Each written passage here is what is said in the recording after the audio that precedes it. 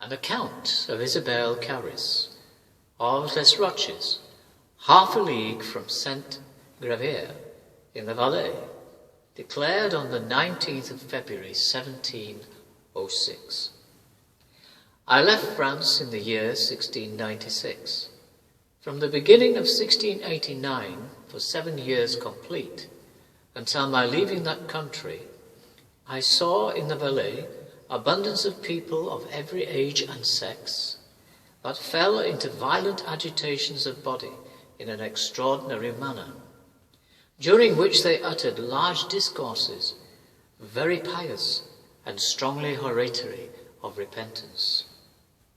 They had also predictions of the ruin of mystical Babylon, with assurances that the church would speedily be delivered out of affliction. They were forewarned and directed in a multitude of things, relating either to their own particular conduct or to the religious assemblies they held almost daily in secret, for their safety. They always spoke good French in the inspiration, though they never could at other times, and during their discourses then they spoke in a manner as if the divine Spirit had spoken in them, saying, I tell thee, I declare to thee, my child, etc.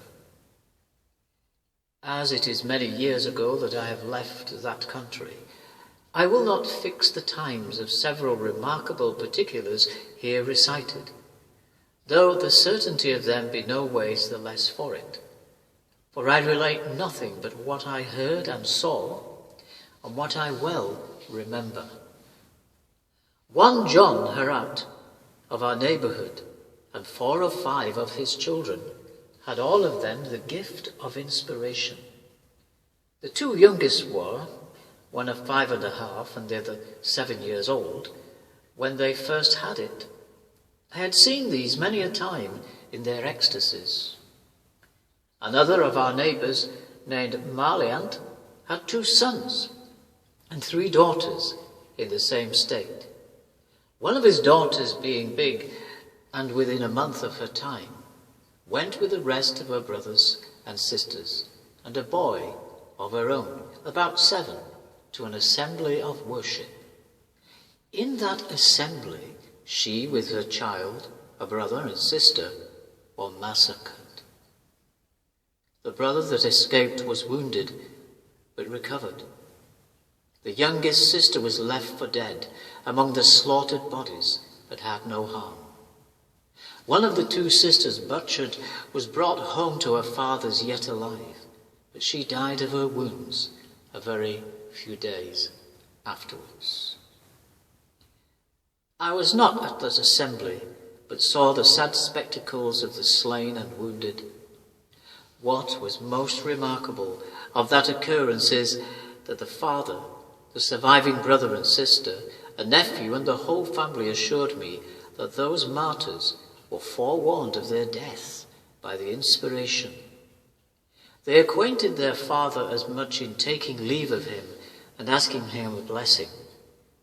The same evening, when they went out of doors to go to that assembly, which was by night, when the father beheld these lamentable objects, he did not abandon himself and sink under grief, but on the contrary, only said with a pious resignation, the Lord gave, and the Lord hath taken away. Blessed be the name of the Lord. Lucretia Clare, one of extraordinary piety and meekness, my particular acquaintance, received the gift of exhortation at the age of 16 or 17. She made admirable discourses to the assemblies. Having a long time laboured in God's vineyard, she had a command by inspiration to withdraw to Geneva. She was conveyed therewith in safety by divine providence through a sea of dangers, where she died 3 years after, to the great affliction of all that knew her. But her end was so glorious and happy that those who lamented her could not, however, but testify a joy the endless felicity of their select servant of God.